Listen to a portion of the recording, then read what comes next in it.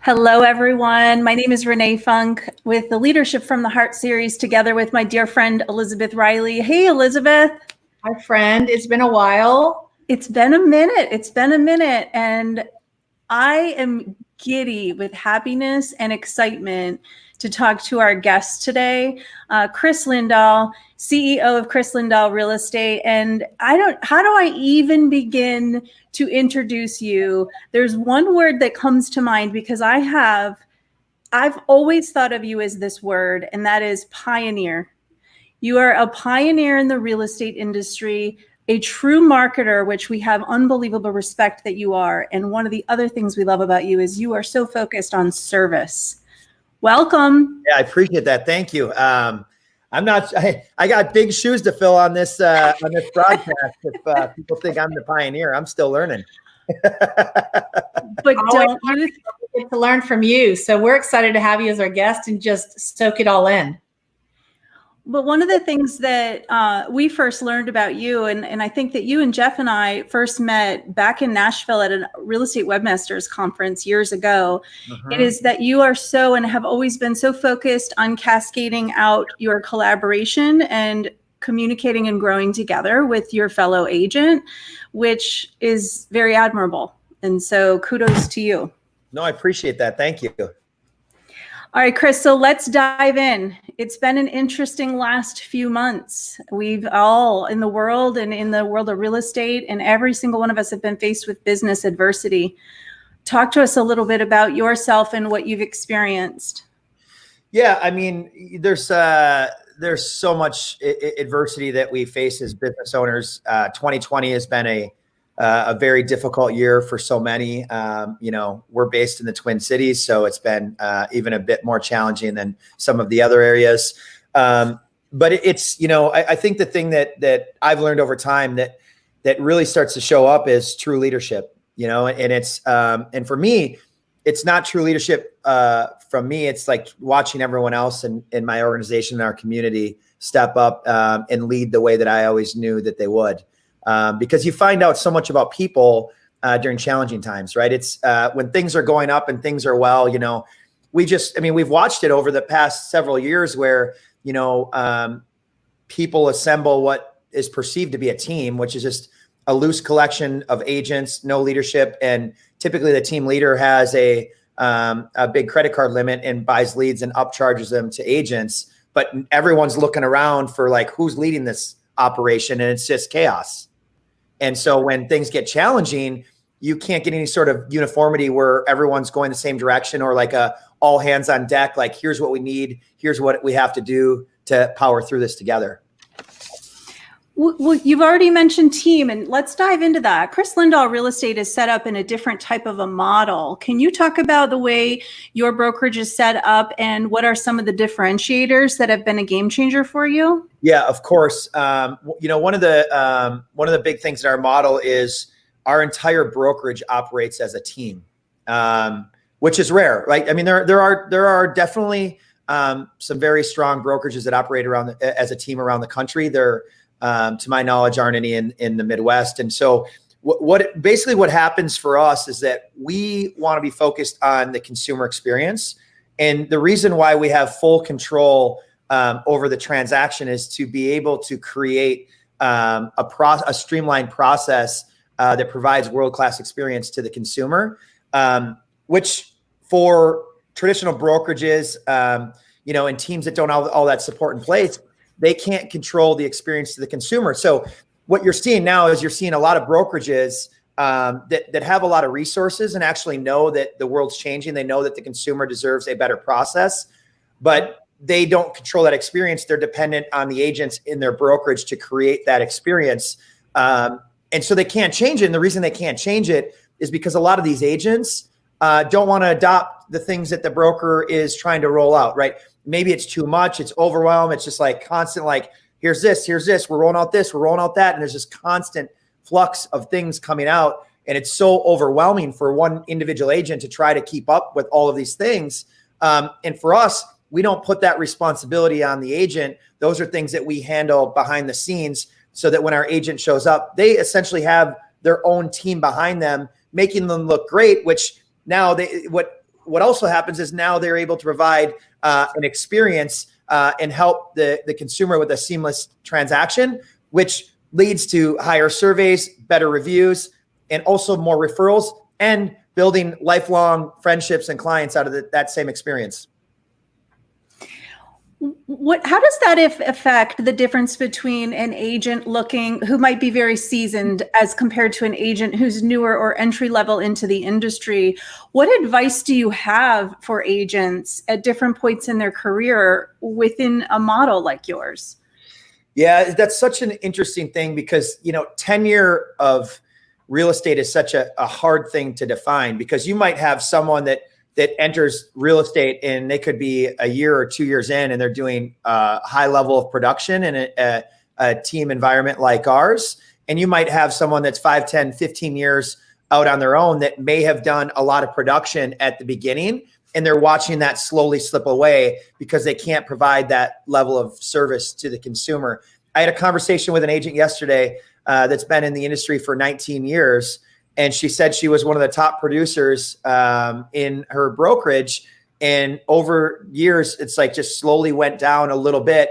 And over the past 90 days, her business has dwindled down to next to nothing. And so because you got two parts, you have a brokerage that can't provide the tools and the systems to be able to go out and stay ahead of the competition.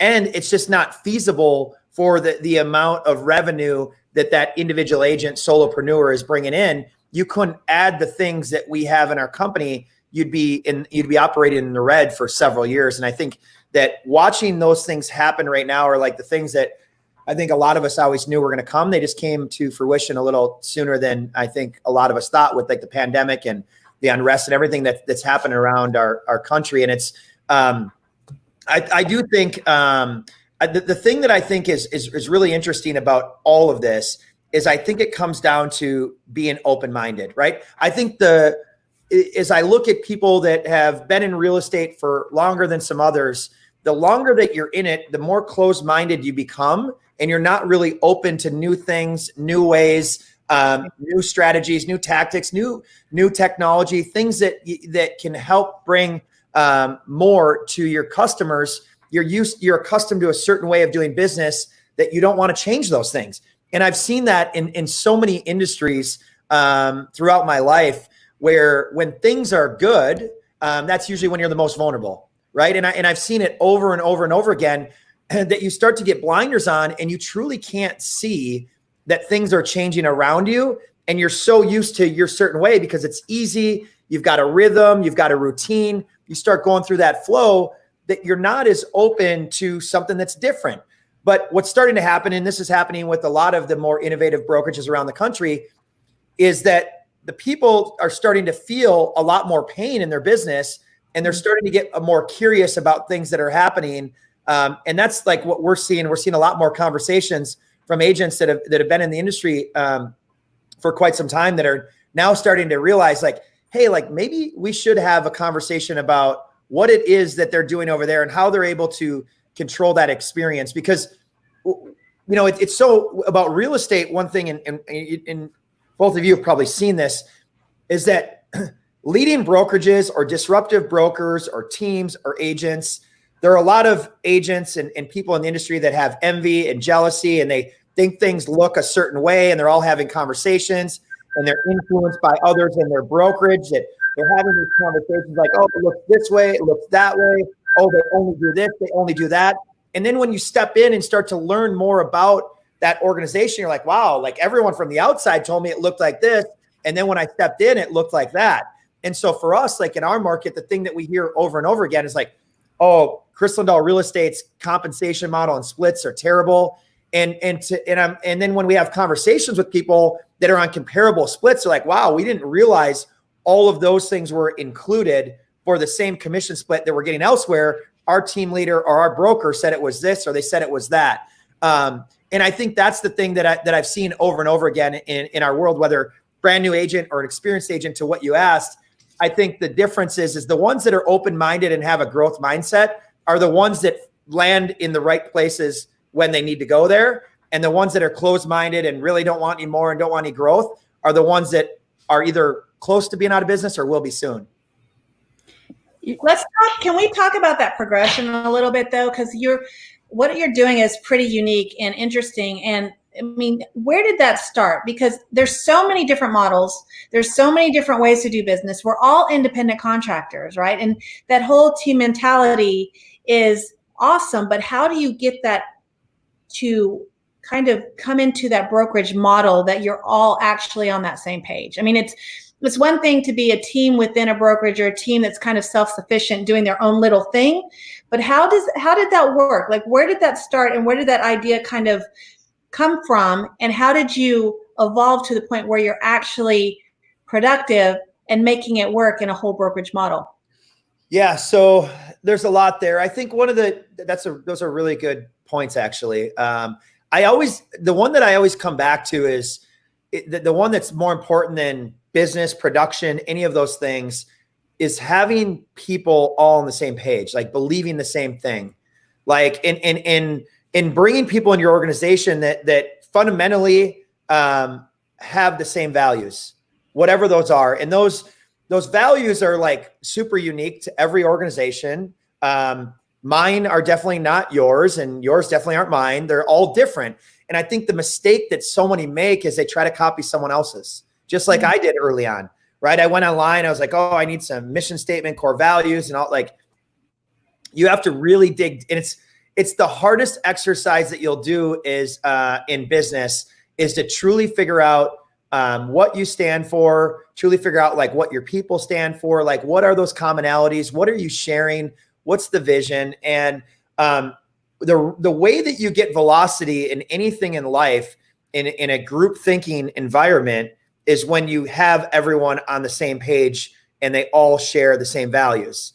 And so it becomes less about, oh, like they're doing this kind of marketing or they're doing all these things over here or their structure is this or they what none of that stuff matters if you have people that are all on different pages and it's all disconnected.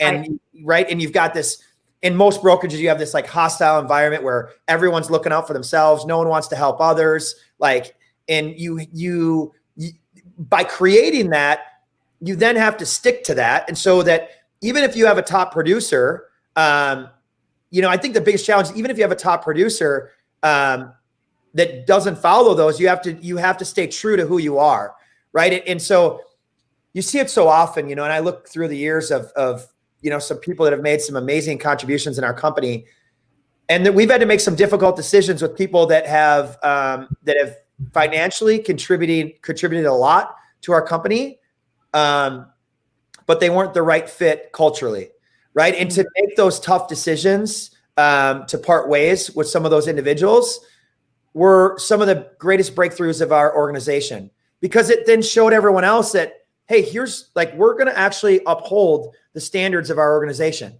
Like, this is what we do. This is what we believe in. And then as it starts to get momentum, the people that want to enter your organization are attracted to what everyone stands and believes in. And they see it. Sometimes they see it in me. Sometimes they see it in an agent. Sometimes they see it in person. Sometimes it's on social media. I mean, it could be anywhere. But the thing is like the way that our company operates professionally is the same way that we operate personally because of the people that we hire. And because we're so selective in that process of who we bring into our organization. Could Kris Lindahl Real Estate have 10,000 agents in the next 60 days? Probably. Like, we probably could at this point. But we're so selective on who we bring in that we're never going to take our community for granted, and we're going to continue to uphold the standards and the values of our company to make sure that the right people are there. That's how you get ultimate velocity in anything, is by bringing in more people that all share the same things. And the reason we are where we are today and the reason why we're headed where we are in the future is 100% because of our people, like 100%. And it's not like this, like cliche, like, oh, it's about the people and the process and everyone's got the different, business books and, fundamentals and formats and structure that you can follow. But it's truly about the talent and the values of the people that we have in our organization. And every day. I mean, we had our weekly meeting this morning at 10, and then we had our leadership meeting right after that for an hour and a half. And so just having the opportunity to interact with so many highly talented people is the secret to success. And it's hard. It really is hard because it requires a lot from every person in the organization. It becomes a community that has to uphold that culture. It's not just about the team leader, the broker. I mean, this is a community effort where we're all pushing together toward and striving towards big goals. And but that's the piece for me that everyone underestimates about our company is the people on the community side of it. Everyone sees the branding, the marketing, all of that stuff, but none of that matters if you don't have the right people and you don't have people all on the same page. Well, I love that collaborative spirit that y'all have. And what I love in talking to you and hearing you talk about your people, and I know it is cliche. We always talk about that, but Renee and I truly, truly believe it's the people you're surrounded by, right? We lift each other up. But just in talking to you, there's no ego involved. And I think with a lot of brokerages or a lot of models or even teams within models, there are egos involved. It's, well, I'm the top producer. I'm the team leader. I'm the broker. It's about me. And it's not about, and then what you're talking about is you're spreading that across the environment that you've created so that everybody succeeds at a high level. And that makes a difference. For sure. Yeah. Yeah. That's what I learned early on is there are a lot of people out there, and this isn't specific to real estate, that say one thing, but live a different way. Right. Yes. So like if I get on this video and I have these conversations and say all these words and do these things, but I show up everywhere else in the world and I don't live those same words, none of it matters. Right. Mm-hmm. And so it's right now, especially. And Kris, let's dig into that, because one thing I know, and I know a lot of people who know of you and know you, see that you are authentic and live it every day. But I want to dig into, you talk about community and values. You are so much showing up for your community, and you always have, whether it's your community of realtors, whether it's your community in general. And I've also seen the way you've been standing up over the last 30, 60, 90 days. Talk to us about #BeGenerous, because this is something that is very important that everyone realizes. It's very high on your priority list to give back. For sure. Yeah. It's for us, the big thing about all of this is that and exactly what I was just saying there is the words like don't mean anything. Like right. I'm like tired of seeing people's words. Like the action is what is way better. And the action right now, I've been watching everything that's happened from the pandemic to the civil unrest and the George Floyd tragedy and all of that stuff. I've seen a lot of people that just keep posting things. And I issued a statement that really challenged people. Like it's enough about like just saying we're going to do this or say we're going to do that or posting this or posting that. And it's time for people to take more action. And I think I think because of the era that we've lived in, we've got sort of caught up in that thinking that like posting something on social media means we're actually doing something, right? Like a lot of people think that like what we see on social media is real, right? And it's this produced version, and it's really easy to write something and it's very difficult to take action.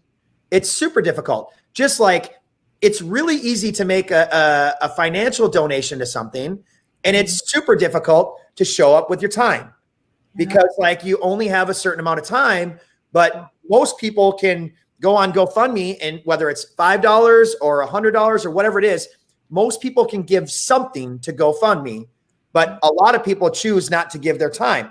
You have people all over the internet, not even just 2020, but all over social media and internet that are calling for do this, do that, do this, do that. And there's all these arguments and everything else, and no one's doing anything. No one's actually taking any action. They're just having conversations and doing all these different things. And I think that's the piece that I've seen that we need more than anything else in the entire world is more leadership. We need more people to show up and step up and start doing things rather than just talking about them. And I think as a society, so many generations and people are so tired of people just saying they're going to do something, whatever that is. And this is not political or business this is like our society as a whole. Like everyone's just saying things and no one's doing anything. And so to your point about be generous, when you show up and do something, it stands out because no one's doing anything. Everyone's just talking. And so for us, like, our 3 pillars of be generous are to give back time, treasures, and talents. Like giving back the talents and the time are the 2 hardest things. And then you add in, especially in our industry, very few people are stepping up and would do Zoom interviews like this and share everything about their organization, or in your case, interview people, or this took us 3 times to connect to get this together. Most people wouldn't be that persistent in putting something together like this, right? You look at the tens of thousands of real estate agents. How many agents are putting together, interviews and things like this to add value to others without asking for anything in return? Not very many, because most people don't want to give their time back. They might not say that, but their actions do. Well, talk is cheap, right? I mean, that's exactly what it is. Talk is cheap. And that's what this whole conversation and so many before this, Renee and I have been just floored at the people that have offered or been willing eagerly, like you, to come on and visit with us and talk about leadership. And to us, it's such a gift. And it's you all just sharing those gifts with us as well, and the community and the industry as a whole. And so it's one of those things, it's actions speak louder than words. We all have opportunities to give back in our own way. And that's what makes us so unique and special. But I agree with you on social media. I've had to kind of not really watch or read or engage because I'm like, that's not really how I've seen you lead. And I don't want to have judgment, right? Because everybody is affected and taking this, whatever the situation is, because there's been so many in 2020, right? I mean, whether it's, like you said, there's like all these different things that keep popping up. We're all dealing with it in our own way.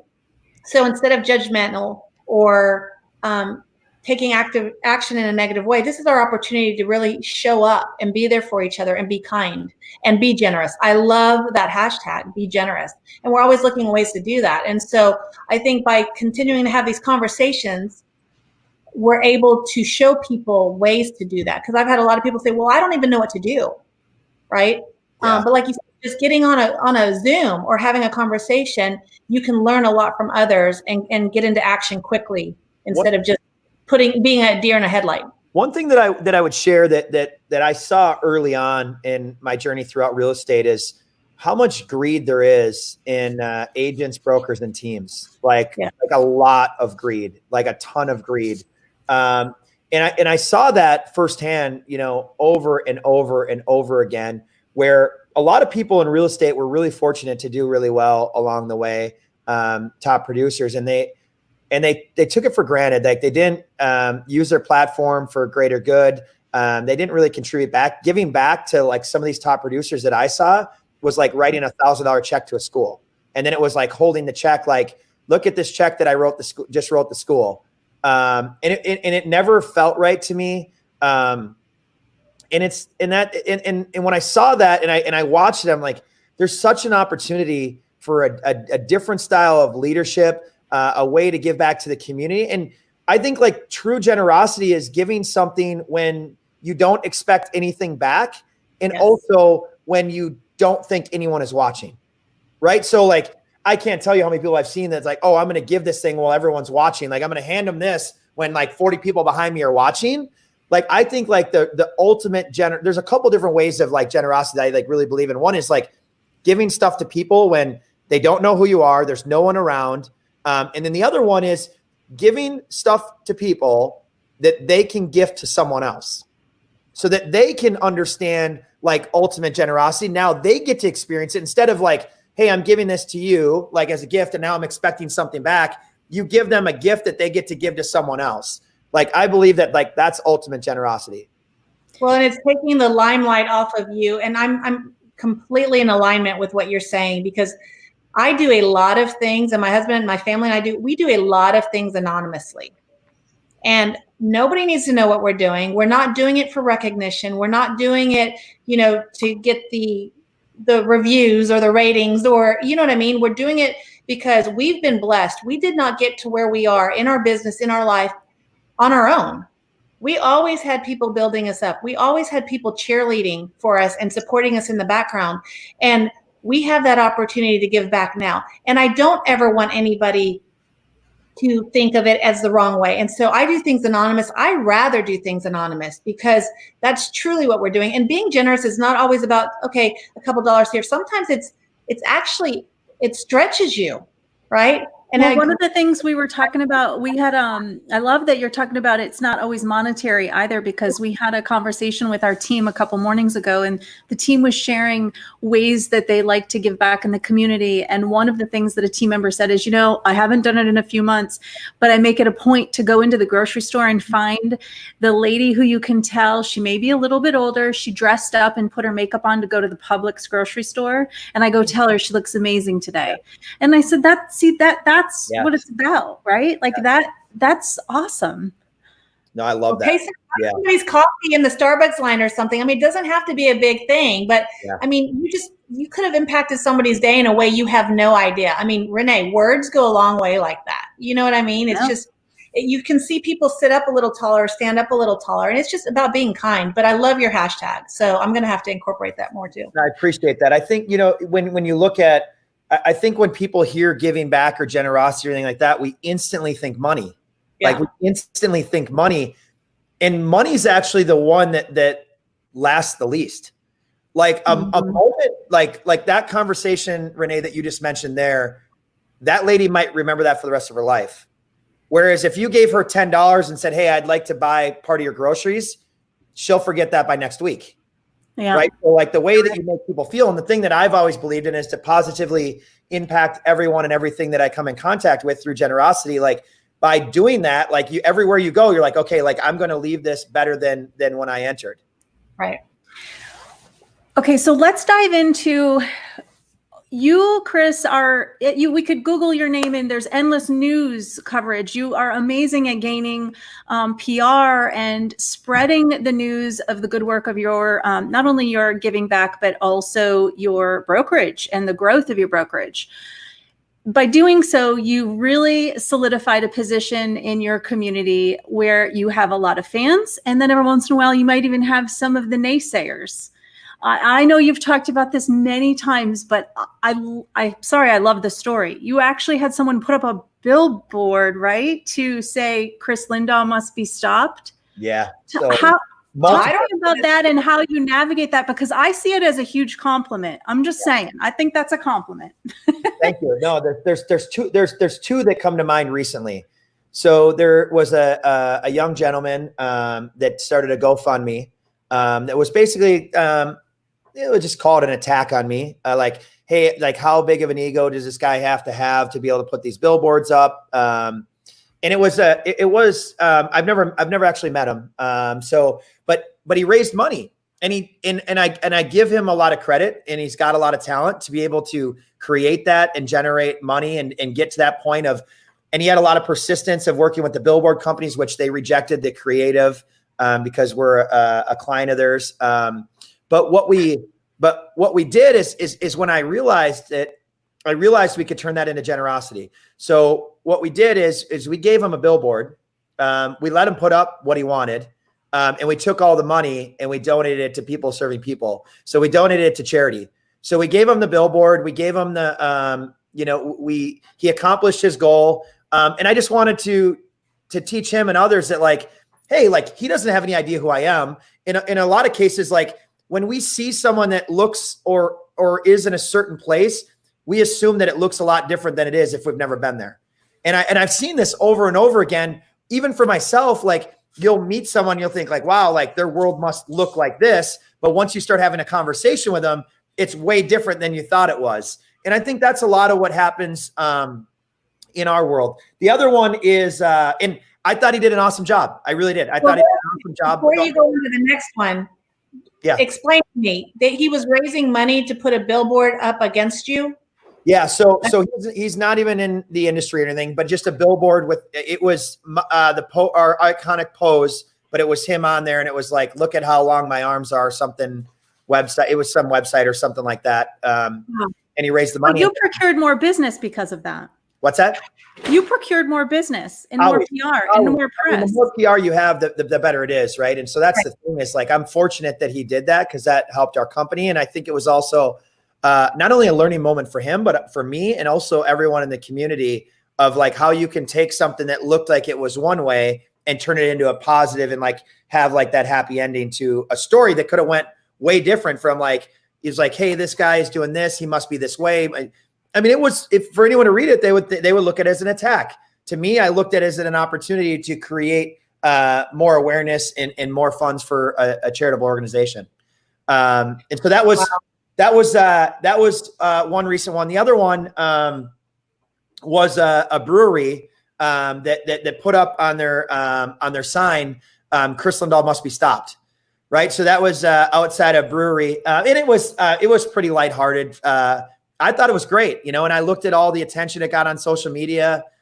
We reached out to them. We were actually going to help them raise a lot of money for charity. And then they decided that they weren't interested in going that direction, but we were willing to really help them raise some awareness and for some charitable stuff. So anytime that someone does anything like that, I always try to turn that into a positive. You know, and throughout the years, I think that there's a couple of things that go with those stories. One is just the amount of investment that not only that I've done, but also our company in personal development and growth, that you can be okay when things are maybe not so kind about you online and things are said those things, because I realized like, one, there's an opportunity to turn that into a positive, but in certain attacks, they're the ones that actually have the issue, not me. Right. And so I think too often though, that when we see bad things or someone comment about us, we always think that like, that's us. Like, and it takes a long time to get through that. And one of the biggest questions I always get is like, how do you handle like the naysayers and doubters? And like, how can you like read this stuff that you see on Twitter and Reddit and all these places and like actually even function? And I'm like, well, for one, I know that that's a reflection of who they are, not who I am. And the other part of it is that there's a different culture for every type of social media platform out there. And some of them, it's not really, they're hiding behind an alias. It's not really who they are, right? Like there's this environment that these different platforms have created. And to me, I worry about the day that I'm no longer being talked about on there, because that means that we're no longer relevant and we're no longer being noticed. And so I look at that as a positive, and I actually measure marketing campaigns based on the conversations that are happening on those platforms, because then I know we're making an impact. And the moment that they're no longer having those conversations, I worry, because that means we're no longer being effective. Why I think it's so important that, and thank you for sharing with such transparency about it, but I think it's really important because for agents watching, for example, maybe they don't have a billboard and maybe they don't have someone putting up a billboard in their name to be oppositional. But one of the more day-to-day things that sometimes agents encounter is, will someone put up a negative comment on my feed, or they put up something negative? And I think it's all scale. Even if it's a negative comment, or it could be something said about you negatively. What Elizabeth and I have spent a great deal of time talking with leaders on this show about is the leaders who show up, regardless of the circumstances. Leaders don't wait for the circumstances to be ideal to what they need or want to perform or to grow. Leaders show up in the current situation, adapt, learn, fall forward, and move forward, right? And so I think it's really important for people to realize is you had a couple choices there. You could have freaked out, buried your head in the sand and said, oh my gosh, someone put up a billboard about me that wasn't positive. But it's so indicative of the type of leader you are, because you showed up and you made a positive out of it. That is a couple of really good points. And one thing that I always try to think about when something happens is, what do they want me to do? What do they want me to do? And I always think through like, okay, they did this. What do they want me to do? Right. And so that's always the way that I look at it. What are they expecting me to do? Those are always things, an exercise that I do quickly. And the other thing that you mentioned there is you also have to have the awareness to be looking for these opportunities. Yeah. Because they happen every day in front of everyone. And some people like succeed and others do nothing with it, with the same opportunities. And there's two parts. There's the active listening and watching and seeing what's going on. And then the second part is the taking action quickly. Like there's two parts. Like you have to see it, which we do really well, but we take action faster than anyone else.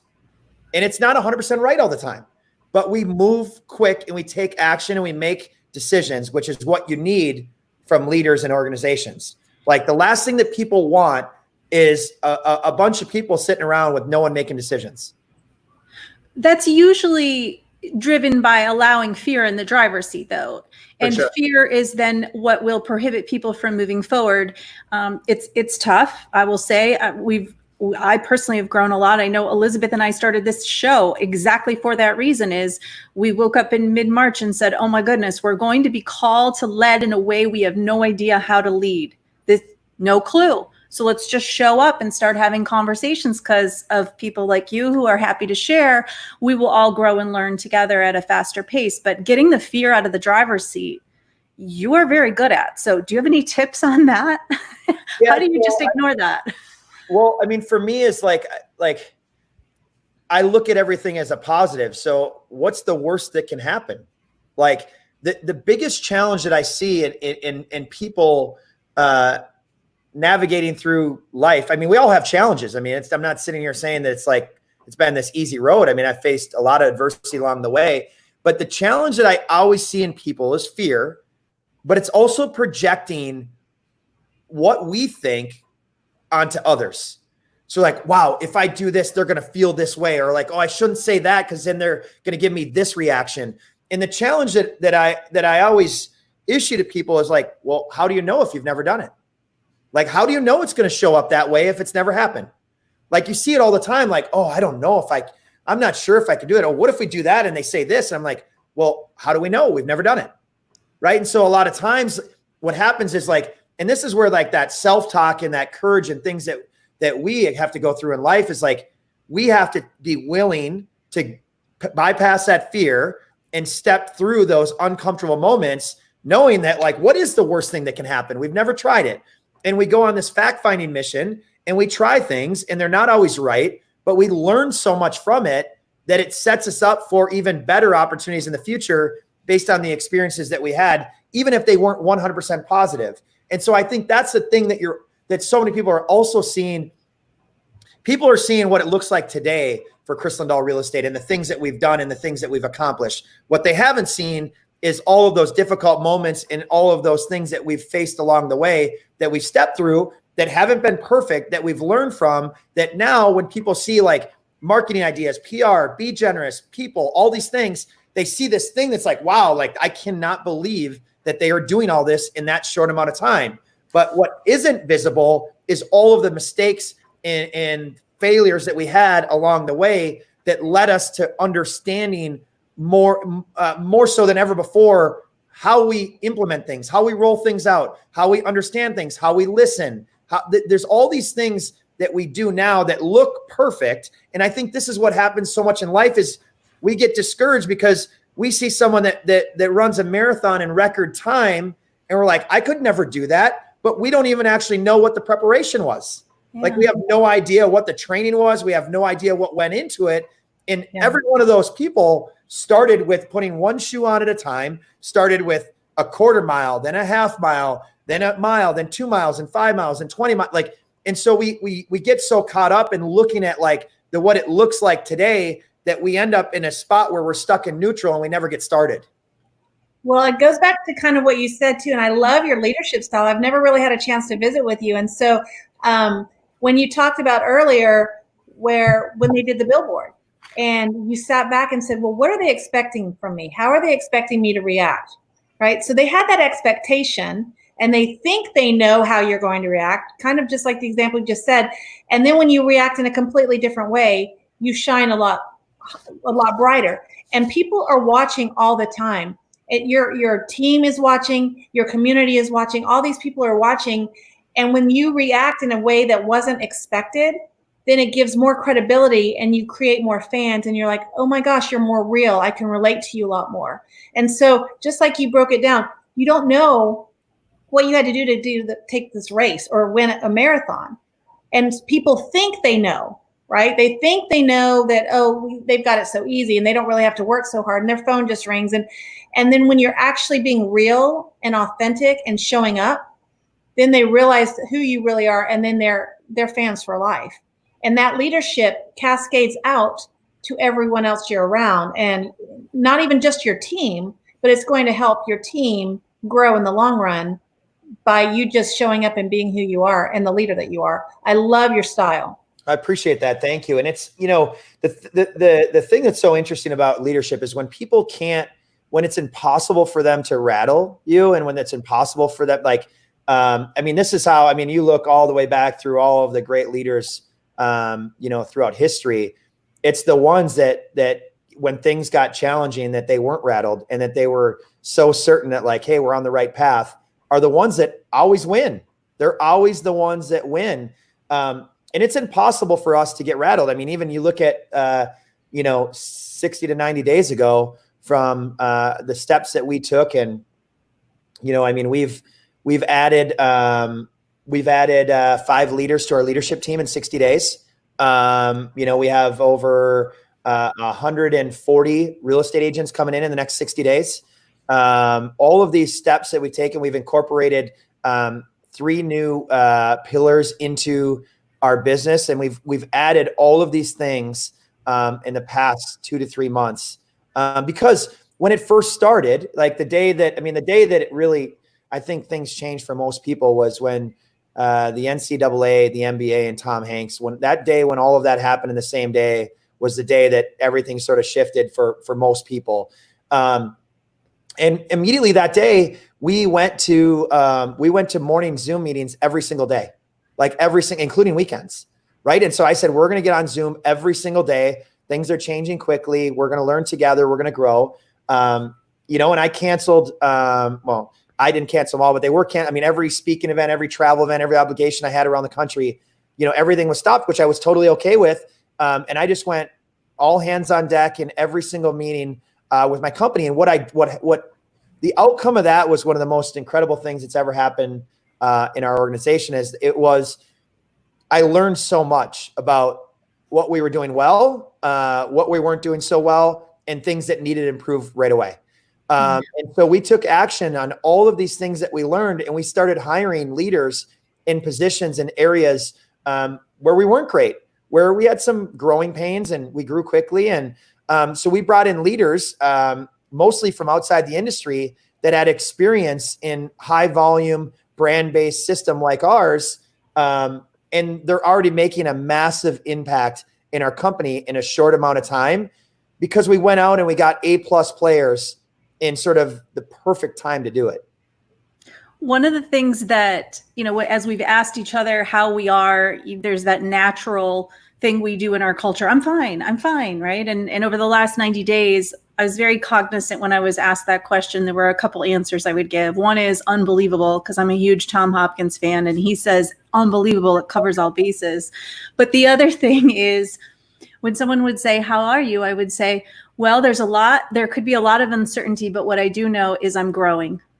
Mm-hmm. And I love to see that you've been in tune with and analyzing the last 90 days, because you've seen such tremendous growth. And growth doesn't necessarily mean production, although I know you're doing amazing with production, and transactionally growth can be internal growth and growth as individuals, which makes our team stronger. I'm super happy to see that you put focus on that. Because we have a few more minutes of your time, and we're so grateful that you carved time out. I have a question for you. If we get tactical for a couple minutes. Yeah. You are a marketing genius, and I believe in success leaving clues. I follow you on social media on every single platform. So thank you for the clues that you leave, because I pay attention. I always have, as long as I've known you. Yeah. What are a few of your top social media tips for realtors right now to improve their business? Yeah. So one is understand who follows you, right? So understand your people that you're connected to, and that, we have individual agents that are watching that might just be getting started, that have a smaller following. And we have people that operate teams and brokerages and have a huge following. But understanding who follows you is a super important part of it, because if you're just putting out nonsense all day long that doesn't relate to anyone, you're only going to get a few likes and only going to get a few views. And so there's a couple things you can do that are really easy to see if your messaging is meeting sort of the market where they're at. One is, if you post something and you have a lot of views on a video but no engagement, you have a problem. Like if you don't have any comments or likes and you have 1,000 views, something's not right. Something's not right if people aren't willing to engage. Now, that engagement could be a comment, could be a heart, a like, a care, whatever it may be, or it could be a private message, or it could be signing up on a website. There's different ways to do that. And if your videos aren't relating, they're not going to comment, they're not going to engage. And so in marketing, like if you have a message that doesn't meet the market where they're at, you're missing everything. Now, the algorithms have become so intuitive on social media that they already know if your message is going to meet people where they're at. They know because based on the actions that your audience is taking elsewhere on the platform. And so they're only going to show that thing to people that they think are going to watch it, click on it, comment on it, do all those things. So one thing that would be super helpful for everyone that hasn't done this is start asking people that follow you. Like, hey, are you seeing my stuff? Do you like it? What do you think? Like, what would be helpful? What should I post? What shouldn't I post? Like, what do you like? What don't you like? And I would ask. And I think having that mindset of being a student first is super critical in any marketing. If anyone that knows me well, every single place I go, I ask constant questions. Constant. Like, from what radio do you listen to? Is it streaming? Is it Alexa? Is it Google? What do you do in the car? Like, do you read? Do you listen to Audible? I'm constantly asking. And over the last 90 days, same thing. What behaviors have you changed? What have you kept the same? You're at home more often. What are you doing? What do you find? Are you watching the news? Are you watching Netflix? What are you like? Are you on social media? Where are you getting your news? Are you getting news? Like, I'm constantly asking a lot of questions about behaviors that tell me more about what people are doing and where they're headed. And so, because the metrics of social media, the metrics of, listening to radio and the way that they measure radio, from all of those things are super inaccurate, right? I mean, the rating system is, everything's inaccurate. But if you just start using whatever your following is and start learning those things, odds are that they're not the only ones that are behaving and consuming that way. And as you learn more of that, then you start to invest more resources in the areas where people are spending their time and where they're doing things. And then if you get really good at it, they're also telling you what they want.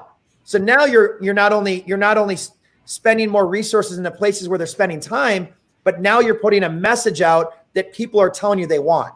And so what happens then is what you put out becomes that message to market match because of the research that you did. And so being a constant researcher is so critical in marketing. And the challenge is, and this is where most people get stuck, is they don't think they have the resources. But when I started, I didn't have any resources, and I just used my free Facebook profile, right? And so like when you start, you don't actually, people think like, oh, you've got to go spend thousands of dollars on this and that and everything else. You don't actually need any money. All you need is you need to take initiative. You need to be willing to listen, and you have to take action and start asking those questions. And once you get that information, you have to do something with it.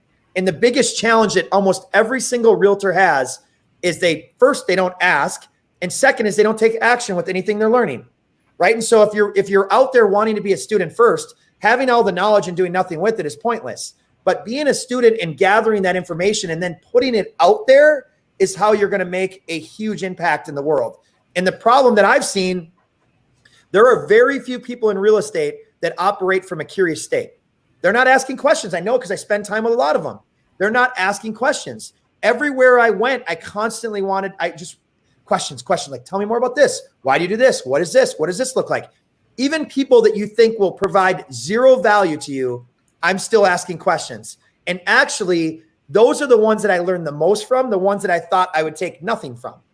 And so if I wouldn't have asked those questions and engaged, I wouldn't have learned any of that.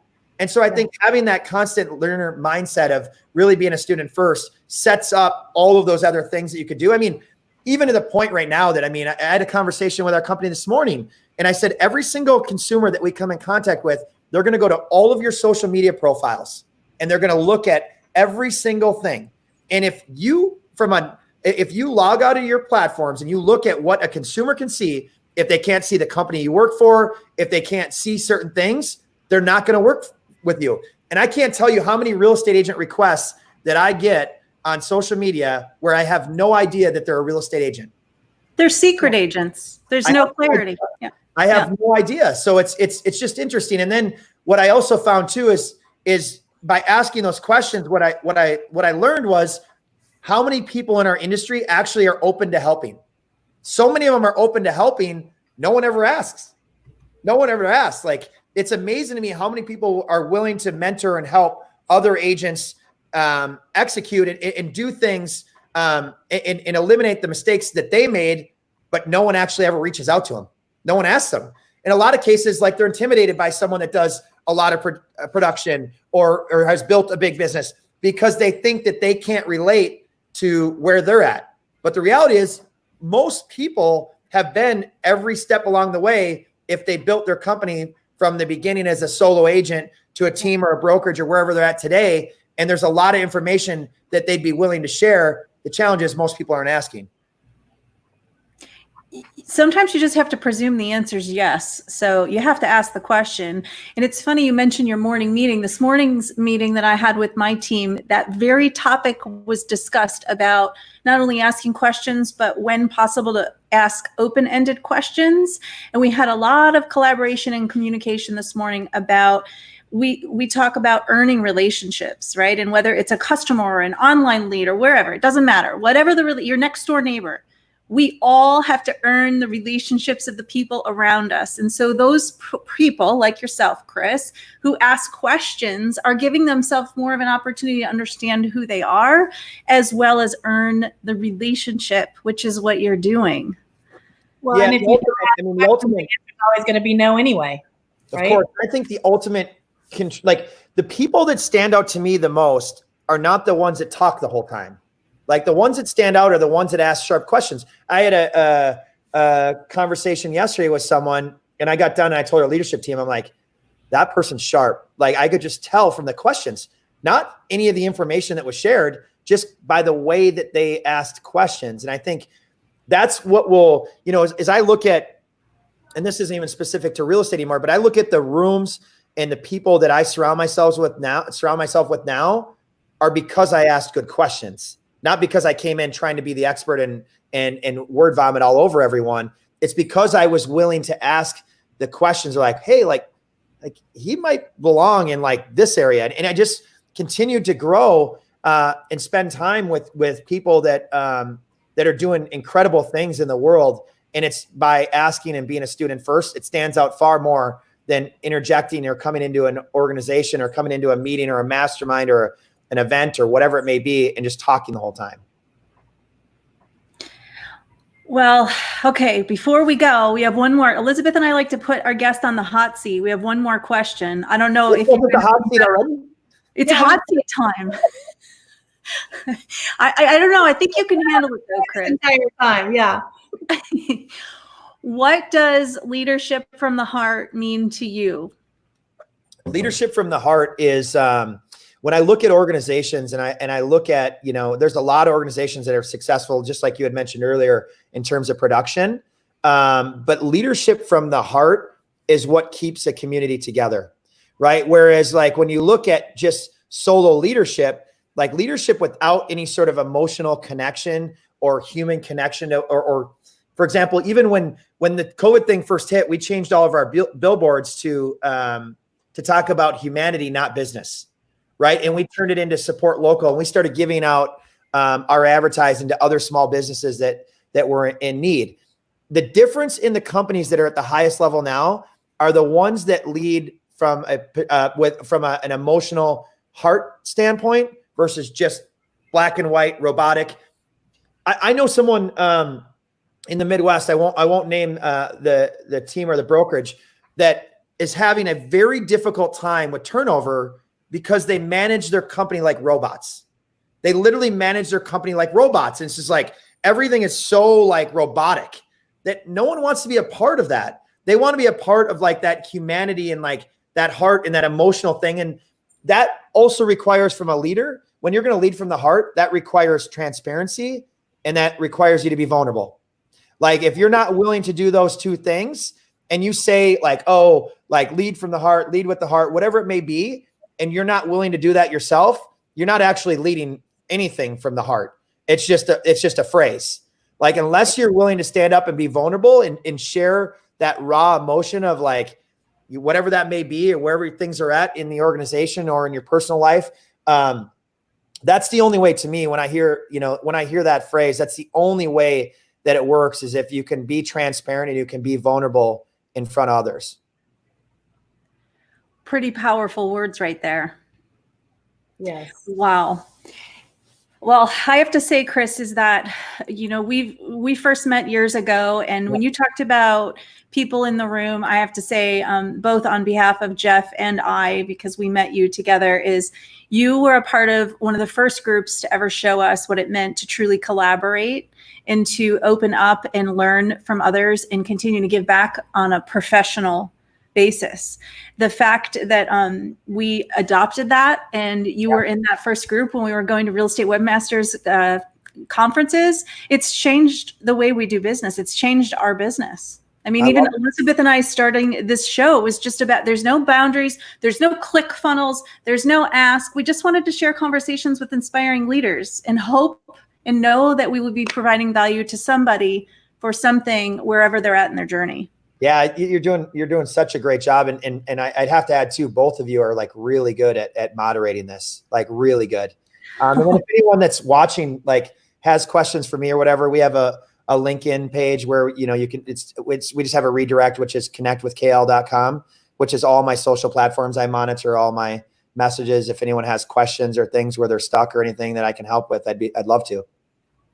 That is so awesome. And, going back to saying yes and researching and or saying no, thank you for saying yes to come on with us today and sharing your heart and your secrets to success, right? Which you're pretty much an open book. So yeah. I know that I speak on behalf of all of us when we say thank you. No, you're welcome. It was an honor to spend time, and I got to see some of the questions over there. I know a lot of people are watching, and I'm excited to hear that. Yeah, where I always learn when I always learn in environments like this is I always learn from those that reach out. I really do. Like that tells me a lot about who's going to succeed and who's not. Are the ones that have that curious state that are like, hey, I've got a quick question. I've got this. I've got that. Like it's always. It tells me so much about people. It really does, about the ones that really want to ask questions, because you can spend an hour or 2 hours or 3 hours or 4 hours investing and watching and listening to these things. And if you never take action and you never actually are open to going to learn, it's just all a bunch of buzz. It means nothing. And the ones like, and Renee, like you had said, like the groups that we've been in, and if you look at the thing that the biggest differentiator in so many of these companies that are at the level that they're at today are the ones that continue to take action. Like they just take action. And you talked, Kris, about, sometimes we don't realize what's really behind the curtain. And that really spoke to me, because you may not realize, but when we first met at that time, Jeff and I think we were selling $6 to $8 million worth of real estate. And I don't remember where you were at, but it's the same. I look at you now, and what have you helped 3,000 families in this year? You're on track, right? Yeah. Like we're nowhere near that. But I'll tell you what, when we first met you and looking at where we've grown to now, it's a completely different situation. And we would have never ended up here if it wasn't for the collaboration we get from all of the awesome leaders that we have. It's opening up and putting it all out on the table and not being afraid, because that old antiquated way of, I'm going to keep everything to myself. It's just, that's old. That's not how it works. Share, grow together. Yeah. And the beautiful thing about sharing is that you can make an impact on people, and sometimes you never know it. That's what I love about it. Like I'll see people years down the road that we may have had a conversation with that we had no idea that we made an impact on, that we find out later that we did. And there's also people on the other side that have made amazing impact in my life that had no idea of it. And one thing that I've always tried to do, and I've continued to get better at, is I let people know that have made a really big impact in my life that they have. And I think that's one thing that I would encourage everyone to say is, like, if you're feeling a certain way, or there is someone in life that has made a big impact, just share it with them. Like, it encourages more generosity. It feels good to actually compliment people. And I think you also have to give credit where credit's due when you have others that have really helped you grow along the way. Yeah, we've been good here on our own. And Kris, you are an inspiration. So we are so grateful for your time today and everything you're doing. I'm going to continue to watch and learn from you. No, I appreciate that. Thank you so much. I really enjoyed this conversation. Thank you, Kris. Yeah, thank you. Keep on being awesome and be generous. Yes. And if we do anything for you, Kris, you know to reach out. Sounds good. Thank you.